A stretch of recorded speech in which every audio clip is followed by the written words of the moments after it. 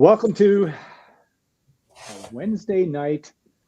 I guess you would call it a lot of things, but you're going to call it acrepro.com's Wednesday Night Live. And we appreciate the folks at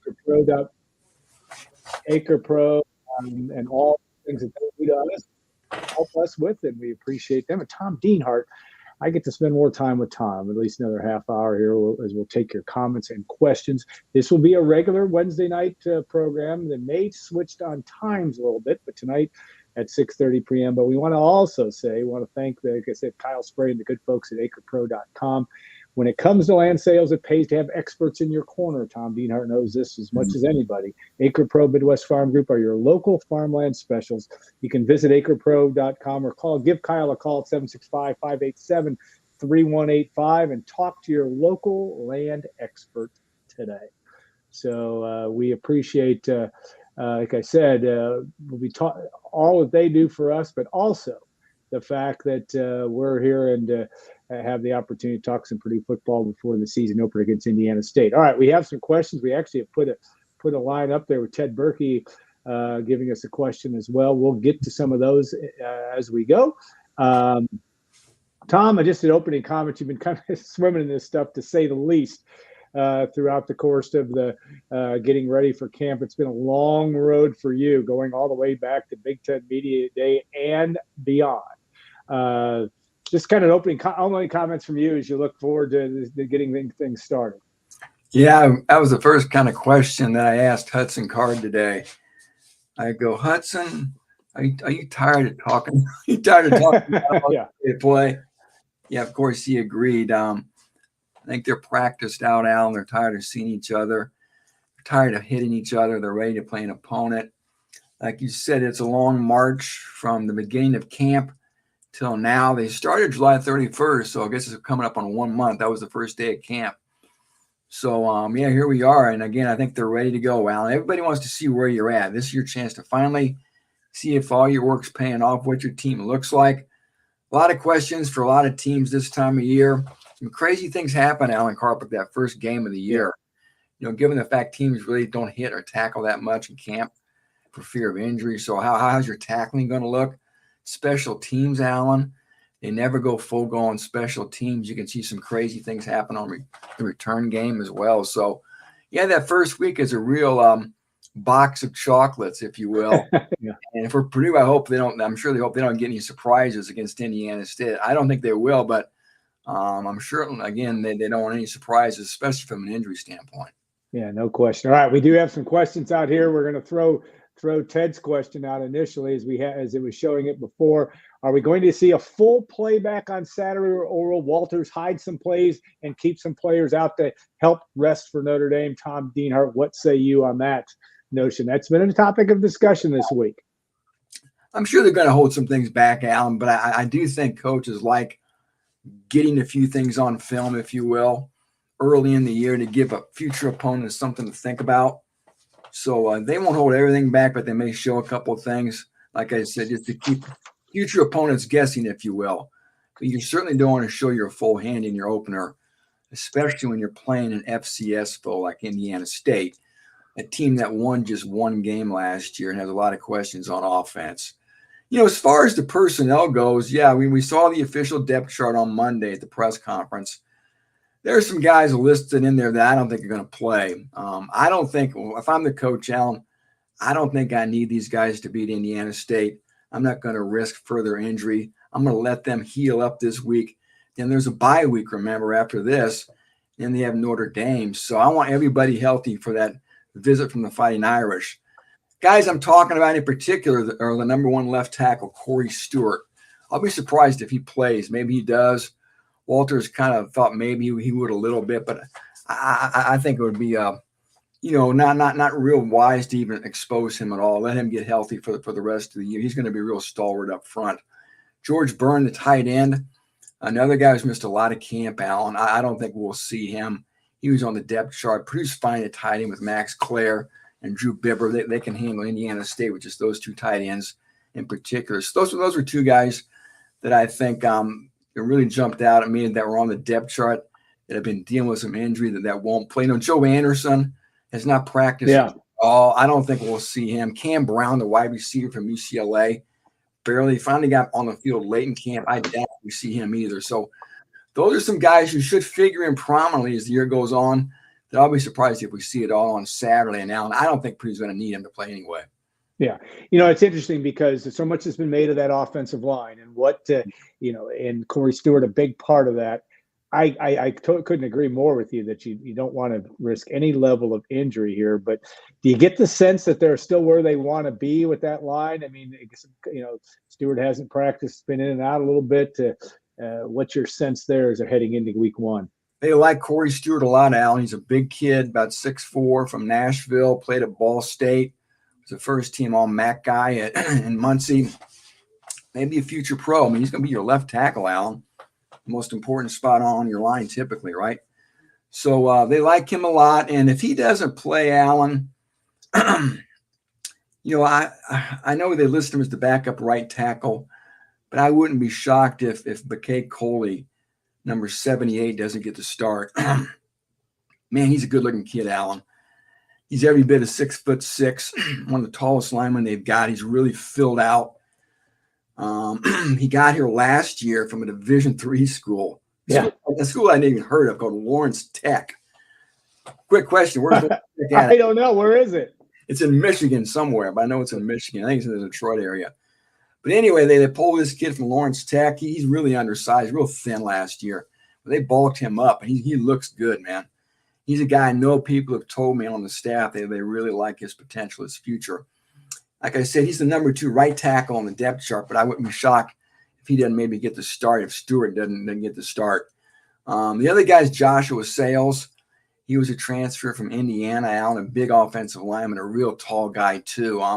He's sort of been in and out of camp with some injuries, but I think they like Coley a little bit better. So that's something to sort of keep an eye on for that offensive line. But to get back to your initial question, yes, I think they do like that front.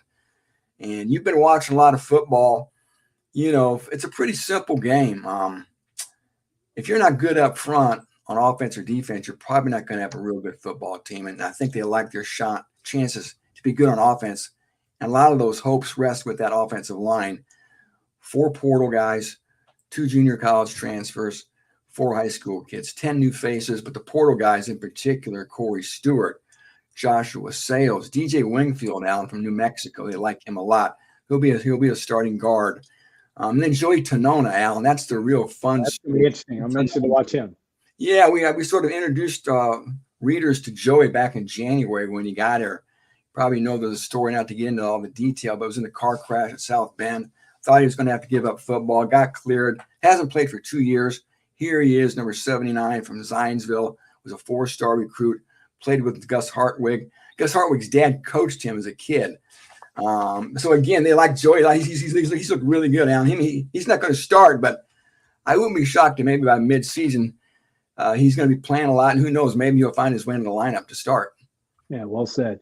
All right, we're going to throw up Jim Garfinkel, who has peppered us with a couple of questions tonight. Hearing so much about Rigby is just because of his athleticism, or is his speed, route running ability? I know you don't get to watch a ton of practice, but you're a pretty good evaluator, Tom Dienhart, of what you see.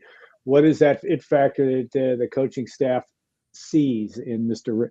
Rigby? Yeah, good timing on the question. I posted a story on Shamar today. Isn't that funny how that works? I got to send old Jim a tip here. Yeah. But gratuity. Yeah, I tell you what, the one thing that I remember just from the story was the quote. I think it was from Ryan Walters or Corey Patterson. Talked about how smart he was. Yeah. And mature. And Andrew Sawinski had some good quotes too about how his level of professionalism for a young guy, how that's brought along the other young wide receivers too. They see Shamar doing this and that. They want to copy him and try to keep pace with him as well. So he's sort of pulling everybody up with him. And there's quite a few good young receivers. Shamar's the guy though, Alan. I think it's his work ethic. I think it's his smarts. He's picked up the offense, route running. And don't get me wrong, he's got talent, Alan. He was only a 3-star recruit coming out of St. Petersburg, I think it was Central Catholic High School. But he's 6'3". He's every bit of 6'3". they like how he can go up and get the ball. He's made some good catches in camp. I know he made a spectacular catch in the one scrimmage they had when the Big Ten Network was here too. So they were talking about him right from the start of camp, Alan. He didn't even get here early. Think about that. He didn't get here in January. He didn't have a head start at all. So those guys usually are really behind the 8 ball, but that has not prevented number 16, Shamar Rigby, from making a real good early impression. Then, Alan, we get to the press conference on Monday. We look at the depth chart. Who's one of the starting wide receivers? Shamar Rigby. Now, Alan, real quick, there's another true freshman listed as a starter, the cornerback, Teron Grant. Yeah. Star kid. Now, the last time Purdue started 2 true freshmen in a season opener was 2019 at Nevada. Can you name those 2 players? One on offense, one on defense. Boy, did David Bell start? Yeah, David Bell. Oh boy, I don't know who the defensive the other one, Alan, he's close to your heart. West Lafayette. I bet his name is Karloftis. There you go. Yeah. Okay. You teed me up, and I was just a little slow to respond. Interesting though that gone are the days. It seems like it doesn't matter where they are. If they can play, they're on the field now, and they seem to be more mature and ready to go. And that is the fun part. I want to ask you, in all the years you've been doing this, and that's we don't want to admit that it's been in the 40s there in terms and plus, but I know there's so much. We have so many questions, and because we just don't, those of us that haven't been to every practice or haven't really seen what we're going to see. Is this as much intrigue as you've ever had? And do you like this, or would you rather really know that depth chart going in and kind of know what you're seeing? How do you view that from your professional experience all these years covering college football for this length of time? Well, since I'm not a coach, the more intrigue, the better, right? The more mystery, the better. I think the fans, I'm sure there's fans would like to know, have a little more clarity on things, right? Who wouldn't? But especially in this day and age with the transfer portal, boy, these rosters changed a lot. Purdue's roster has certainly changed a lot from this time last year. Over 20 portal additions, I believe, Alan. 3 junior college players and over 20 freshmen. Do the math. That's a lot of new players that weren't here last year that are now on the roster. So, and all that newness obviously brings a lot of unknown elements. How's chemistry going to be? How will these units mesh? Will they get up to speed quickly together? The offensive line and the receiving core of the 2 units that probably have endured the most influx of newcomers, especially from the portal. That's why there's a lot of excitement about both those units, I think. Although I will say, Alan, as we all know, as Ron Walters said a couple of weeks ago, 2 of those guys aren't going to play Saturday. Nyland Green, the cornerback from Georgia, and then another Georgia transfer, C.J. Smith, the wide receiver. They'll be without those 2 guys Saturday. But again, just a lot of unknowns. And again, they begin with that new personnel, especially at receiver. The receiving core in particular, Alan, they have a lot of guys dinged up in camp. Yeah. I mentioned C.J. Smith is out. I mentioned Cam Brown has missed basically all of camp as well. And we'll see how the rest of them sort of blend together here. Rigby's taken advantage of some of those guys being down. We've talked about him a little bit. And then there's, of course, number 7, Jamal Edgin. We talked to him today, Alan. He technically is a newcomer. He got here last year, but missed. Didn't get to play, right? Yeah. Missed the season with a knee injury in camp. But, boy, he could be a special player, my friend. We talked to him today as well, and he's a big dude. Man, when I was in college, a guy like that was a tight end. Yeah. Now he's a wide receiver, and he looks the part. I think he's really confident, Alan. I think he really has something to prove. So he and Hudson Card have been working a lot in the offseason, throwing outside of practice windows to develop chemistry. So it's going to be fun seeing if Hudson Card and Jamal Edgin can really carry that chemistry over on a Saturdays and maybe have a big year in 2024. All right, I'm gonna ask you a question I don't know the answer to, but I assume, will the FCS guys, meaning Indiana State, also get plays called through their helmet audio? Tell me how that's going to work. If you know, I assume you do, but I assume everybody, it has to be an equal playing field. And I assume too that if one stops working, do they both stop working? How does that work from your, Yeah, I to think your knowledge? that's how it works. We've seen that in the past when a team's radio communication has gone out from the press box to the sideline, the other team has to take its headset off too. So like you said, Alan, there's no unfair advantage. And I'm sure that would be the same here if someone's helmet communications went out. But to the question, yeah, I mean, I never asked anybody specifically, but I'm sure the FCS is going to be equipped with this same technology. And I don't know why they would play without it against an opponent that does have it. So Yeah. There's a little bit of intrigue here how this is going to be used. Now, 3 players can have the green dot on their helmet. Only one guy can be on the field at a time. Hudson Card obviously will have that dot on offense, and Kadron Jenkins will have it on defense. Yanni Karloftis probably will as well. But quick side note on him: he's not going to play in the first half Saturday. He's got to sit out. It's the Indiana game, right? And a targeting penalty against Indiana. Ryan Walters, I agree. It's kind of a silly rule, but it's a rule nonetheless. He's going to be out. Winston Birdwin, number 20, will be your backup inside linebacker. He's a guy I know Kevin Kane likes a lot, but I digress. The helmet communication, they're going to be able to talk to that player. He's going to be able to communicate signals. I think you're still going to see some signaling, from the sideline as well, Alan. And the communication shuts off, I want to say, with like 15 seconds to go on the play clock. So the quarterback can't have somebody speaking into his ear right after the play clock going to 0. So there's some nuance there. There's some rules as well. And it's going to be a new dynamic, and I think it's going to be a welcome dynamic. The NFL has been doing this for years, and now college football is finally going to have that technology. Yeah, it's funny as all this stuff that's going on. It's a change, but I think it does stand the chance to improve the game and from a number of different factors. Okay, we used to do with acrepro.com have buy sell last year, and of course the good folks at acrepro.com have been a good sponsor with us for the last couple of years. Talk about, are you buying or selling? Buying or selling is 6 wins this year. Jim Garfinkel has asked a boatload of questions already, which we appreciate. Will Purdue win 6 games? Are you buying or selling?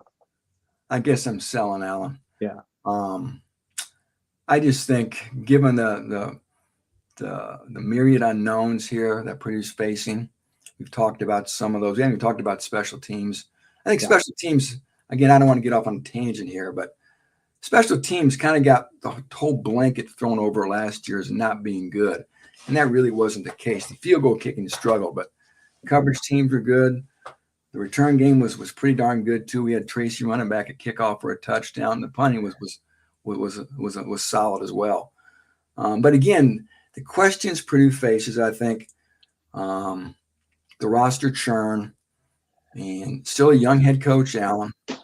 I still don't think we know what Ryan Walters is as a head coach. He's still sort of finding his way too. And then the big one is the schedule. And we've talked about the schedule for months, haven't we? The national media has, the Midwest media has. You'd be hard-pressed to find anybody with a more difficult schedule. If you look at the Purdue notes for this week, Purdue is one of 2 teams that play 4 preseason AP top 10 teams. Florida's the other. Purdue's got to deal with the 3 best teams in the Big Ten, Alan: Ohio State, Oregon, and Penn State. They have to go to Wisconsin, which they haven't beaten since 1875, it seems like. Notre Dame comes to West Lafayette. First time since 2013. They got a great defense. And, Nebraska's Nebraska, Alan. Matt Rule's a good coach. So on and on it goes. That schedule's challenging. And you always kind of judge yourself, and you look at the games against your peer programs as the games you have a good chance to win. And there's several of those games on this schedule. For Purdue, though, 3 of those games are on the road. They have to go to Illinois. They have to go to Michigan State. And they have to go to Indiana. Again, anytime you go on the road, things are dicey. But your other games against peer programs are at Oregon State. That's another one that's on the road. They get Northwestern at home, which obviously helps too. And then you got Indiana State's on a peer program. But again, my point is I think you can probably find 6 wins on there if you believe Purdue can take care of business on the road against those peer programs. And Alan, you've heard it 100 times already. Purdue could be 4-8 again, but it could have a different feel to it this year because of the schedule. They could be better, but it may not be reflected in the win-loss total. You know what? Great opportunity, right? When you play teams like Yeah, no doubt. you've seen Spoilermakers before. Can Purdue maybe pull one, spring an upset? 2018 Ohio State. Can they ambush Notre Dame? People think they can ambush Notre Dame. I think you're one of those people. I am one of those. I don't know why, but I've seen it happen. I'm not sure. We all have seen it happen. Yeah. Yeah, I know. I think Oregon on Friday, that's going to be tough when they have to go to Columbus.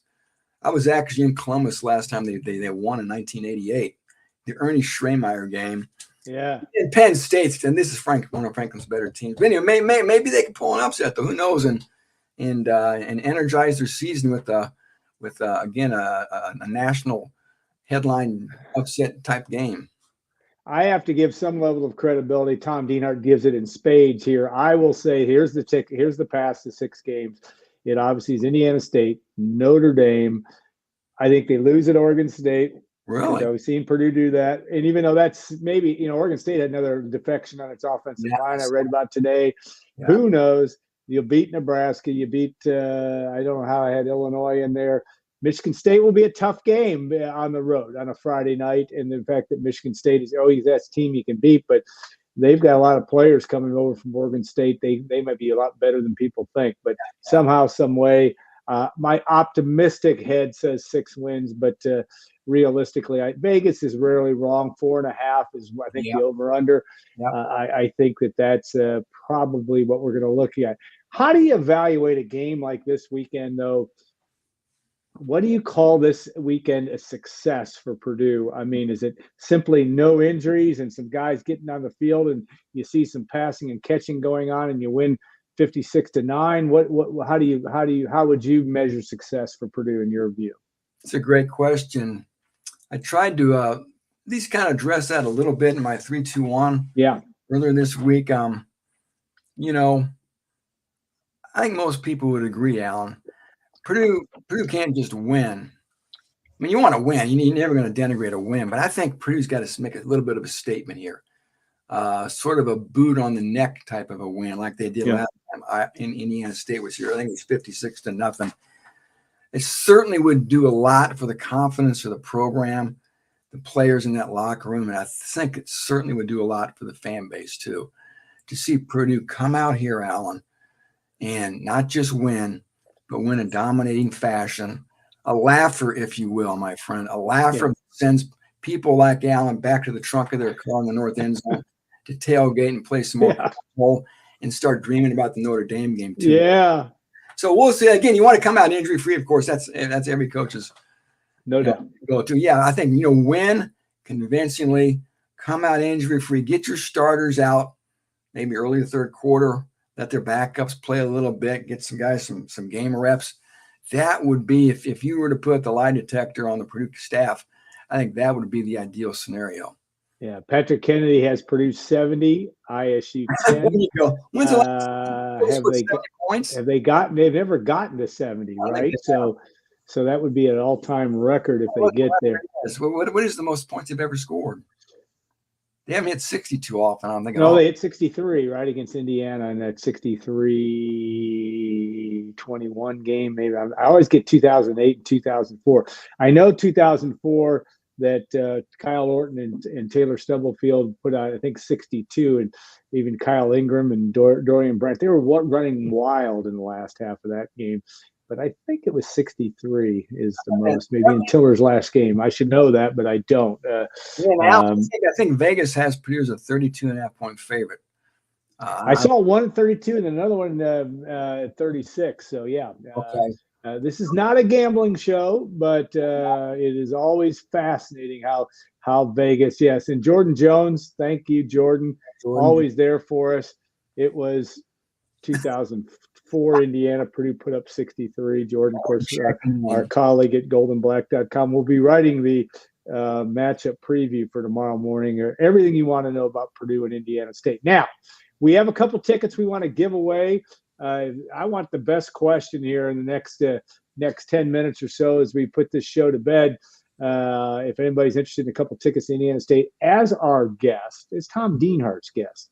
We will provide that, and I'll make sure you get them. One thing good about ticketing nowadays, all I got to do is text you, so it's all good.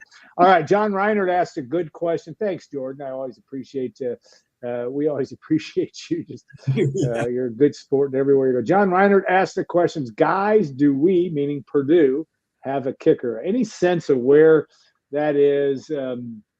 Another great, that's one thing that's going to be fun about Saturday's game, because even though kicking is kicking, and you got to show what you can do, whether it's against Notre Dame, Oregon, or against Indiana State.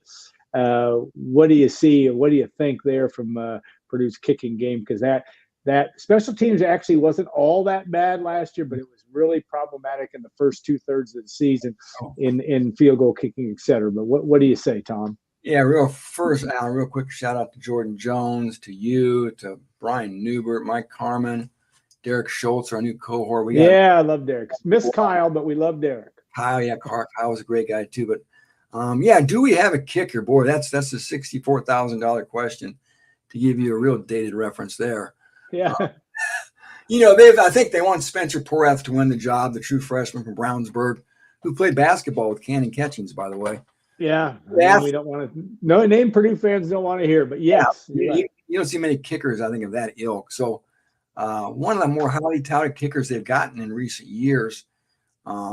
Best kicker in the state easily last year. But, I think he's had his moments in camp. And then you got the total other end of the spectrum, Alan, the 6th-year player in Ben Freehill. Yeah. Who's been there and done that. Now, it's got to be comforting if you're Chris Petrelli, the special teams coach, to know that Freehill's still here. Freehill's kicked in football games. He's made field goals. Remember, Alan, he had a blood clot issue early last year that really affected him, really caused that inaccuracy. He had to sit out several games. Of course, Julio Mace just came in, and it was a disaster. And then remember, Freehill came back, and if you look at the stats, he kicked pretty well at the end of the year. So, again, it's going to be really interesting to see. Last I heard, Alan, it's up for grabs. There was no real definitive winner here. This thing could come down to pregame warmups, maybe. Maybe then just a gut feel by Chris Petrelli. Who's going to trot out there, Alan, to kick that first field goal? Do you want to send the true freshman out there to maybe give him some confidence? But what if he misses it? Does he go in the tank? You know what? Maybe I send Freehill out first, and then I send out Porath. Maybe I alternate the guys for a game. Yeah. So I think maybe that's something to keep an eye on. Maybe they rotate them early on. So, and watch the return game too, Alan. It's totally been revamped. We've talked about, Dylan Thieneman as the punt returner. He's going to be back there. That's going to be a lot of fun. Oh, yeah, that'd be fun to watch. We talked to number 33, Elijah Jackson, this week, the little kick return man from Indianapolis, super fast kid. He's going to be back on kickoff. We've seen Maccabee back there. So, but again, Dylan Thieneman's the storyline there as far as the return game. So, yeah, special teams, we never probably spent enough time on it. But you know what? A guy like Thieneman back there now, Alan, he could maybe win him a game. He could maybe win him a football game with a big play. I always say, Alan, go back to your days at recess at Morton Elementary School. When you were picking teams, you knew the best players. You knew the guys you didn't want to have the ball in their hands. Dylan Thieneman is one of those kind of guys. You want the best players to have the ball in their hands. They're difference makers. You can't worry about guys getting hurt. Let them play. Let's see what Dylan Thieneman can do. And I think he's really excited about it too.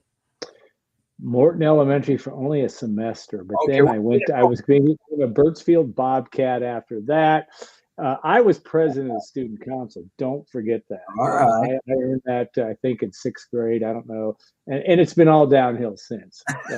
So I haven't done a damn thing since. But I peaked in 5th or 6th grade, which was a good thing. All right, we have several other questions, a couple comments, too. I like this question, though, from Spencer Schreiner.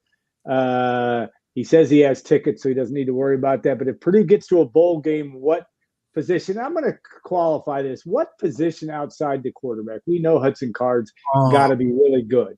But what position is going to be most responsible, do you think? Or maybe position group is going to be most responsible, in your opinion, for getting Purdue to 6 wins? Yeah, that's a great question too, Al. And we talked about the importance of trench play, right? Yeah. I already talked about the O-line. You know, I think, like a lot of people, Alan, the offense is going to be pretty good. How's the defense going to be? That whole side of the ball may be really what determines if Purdue reaches the postseason or not, and especially the defensive line. The rush in spot's been totally overhauled. Nick Sporton's in Texas A&M now. Kadrian Jenkins is an inside linebacker. Who's gonna get the sacks this year, Alan? Those guys were the two premier pass rushers in the Big Ten. You know, they like Will Held a lot, number 15. He looks the part, Alan. My goodness, coming off the bus, 6'6". Looks like flowing hair. It reminds me of me in my youth. Now. It's a little shorter. It looks like me in 1985. Yeah, no, it's shorter now, right? So he's cut it. He looks like he's 7'4". Anyway, Will Held, he's going to be one for sure. They're really excited about him from Carmel. The other end, number 17, Sheeta Soleil is going to get the start Saturday from Boston College. He's more of a lift guy, Alan. Not super thick, but pretty quick. And then C.J. Madden from Georgia is going to get a lot of playing time over there. It'll be fun to watch him, see if he's a little thicker. He's a little thicker. Those are going to be your three primary guys off the edge. And the interior, too, Alan. They like the nose tackles, Cole Brevard and Mo Amonade. But how do the guys perform that flank the nose tackle? How's a guy like DeMarge Lewis look this year? When are they going to get Joe Anderson back? How's Jeffrey Emba going to play this year? Can they play the true freshman, DeMeco Kennedy? I think the interior of the D-line, the tackle spots in particular, are going to be big key spots to watch on that D-line this fall. Yeah, it's going to be fun to watch. And I think somebody will emerge from week one, though. I know it's week one against an FCS opponent, but somebody will be emerged as that pick-to-click guy, that may start that person on the road to a big season. You have to think in week one. We've seen that happen before in people's debuts where they all of a sudden they show up, whether it was Charlie Jones or a guy named Rondale Moore. I know we're talking about some different times, but that is part of the fun of this, is seeing somebody emerge from the get-go. And I think that part will be a fun thing to watch, all the way down the line. All right, I had one other question we want to get to, and then we're gonna close her down. Thoughts on the new replay center, and I don't know how you pay attention to darn near everything, but Tony Petit talked about that in terms of the Big Ten commissioner and the new thing that's going on with the Big Ten, and that. Any thoughts from your end on that? What you think? Very impressive. I wish I could have gone up there to see it. I know. I love that place up there. A lot of good places to eat up by that Big Ten. Oh, yeah. right by the interstate near Rosemont. It's a beautiful little it is great there. But, it's made a way to make things, get them correct. And all these leagues now have centralized replay. The pros have been doing it. Even the NHL, the NFL, they go back to NHL goes to Toronto. Of course, NFL's got New York, but anyway, I digress with that. But yeah, I mean, it's something. Hopefully, it just improves the game and it helps get things right. I'll be honest, I get a little frustrated with the stoppages in play. I do too. I just think, why do the officials have to be perfect when nobody else has to be perfect? I just think sometimes it kills the momentum so badly in football games. And I always am a believer too, Alan, that calls tend to even out over the course of a game anyway, right? And why shouldn't human error from officials be tolerated when it is by coaches? They make mistakes, mental mistakes. They call wrong plays, wrong defenses. Players make mistakes, run blown assignments, drop passes. Sometimes I wonder, why do they even pay officials, Alan? I could be out there and blow a call. It doesn't matter. They're going to look at it on replay anyway. Yeah. It doesn't make. Good point.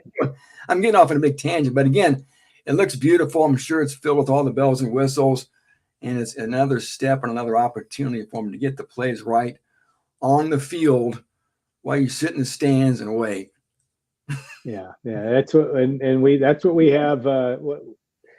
M&Ms, maybe a little. I don't know if you're a Coke Zero, Diet Coke, or if you're a regular. Coke Zero. You're Coke. I like Coke Zero. I don't know. It may kill us all, but it's good. It tastes good. And that's what we enjoy from that standpoint. But while we have to wait, I still can't. I was thinking about that the other day, Tom. You and I sitting there during COVID. Oh, COVID, man, yeah. And next to each other, and I still think about how it was so. I didn't know if we had our little box lunch, which I know media always worries about lunch, and I get that. And we could eat that. I think I ate it all by halftime. It was the most bizarre situation. Yeah. Think about the Iowa game. And Purdue gets a game-winning drive in the last, set of downs. Aiden O'Connell leads them down the field. They win. Purdue wins, and nobody's there to cheer. I mean, there's 700 people there to cheer. It's just bizarre. So that part of it is, for me, is part of the celebration of starting new season. We're still not that far removed. Purdue's got within 2,000 tickets supposedly of a sellout, which is really quite a credit. I know it's going to be warm in West Lafayette, but this is a part, even in our world, and you and I think kind of think the same way. So still kind of, it's a privilege to do what we do. That's one thing. Two, it's just fun to see Ross-Ade Stadium, a lot of things going on. And I know this week will be good, but boy, on September the 14th, it's going to be loaded for bear in terms of that. That will be a lot of fun. All right, Tom Dienhart, we're going to let you take a rest. We appreciate all of you and all the questions today. This is the start of something big. We had a lot of good participation today. I will do this. I didn't draw anybody special from tickets. If anybody out there that's watching now wants 2 tickets, first person to email me, and email, I know that's kind of antiquated technology, but Karpick@goldenblack.com. You can see how to spell my name. It's AKARPICK@goldenblack.com. If you email me first and you say, I'd really like 2 tickets, they are in the sun, so put your sunscreen on. I promise you it's going to be a little toasty there, but they're good seats. And they're as my guest, or the guest of Tom Dienhart and Golden Black. And we will look forward to having that. We're grateful for all of you that watch and listen to this. Yeah. And we're also thankful for the acrepro.com folks, Kyle Spray and company. Visit your acrepro.com or call Kyle at 765-873-185. Wait, I read that wrong. I'm going to try that again, 765-587-3185. And you can call and talk to Kyle, because if you know, Dienhart is a guy that has all kinds of acquisitions out there. He's doing real estate. He's doing all this stuff. If you're doing farm real estate, talk to the guys at acrepro.com. So we'll be back next Wednesday. We'll give you a little advance warning on time. I think the 6:30 time frame works pretty well. We've had a great participation in the first show, and we appreciate all of you. Tom Dienhart, thanks again for your time. Thank you. I think we'll still discuss this game about another 2 days, another couple of days. Be a lot of fun to do that, but that's half the fun of this. So thank you all for watching and listening, and we'll look forward to next week, Wednesday Night Live. Don't forget, too, that we'll have our Friday pregame show on iTunes as well. Derek Schultz, a nice addition to us. Like I said, we love having Kyle Charters for all these years. We're pleased to have Derek join us, and we'll have some fun with that. Brian Newbert will be weighing into, as he has that tendency to do. Yes, he is more than a basketball guy, and we'll look forward to that too. So have a great rest of your evening. Thanks to all of you for watching and listening, and we'll see you next week on Wednesday Night Live.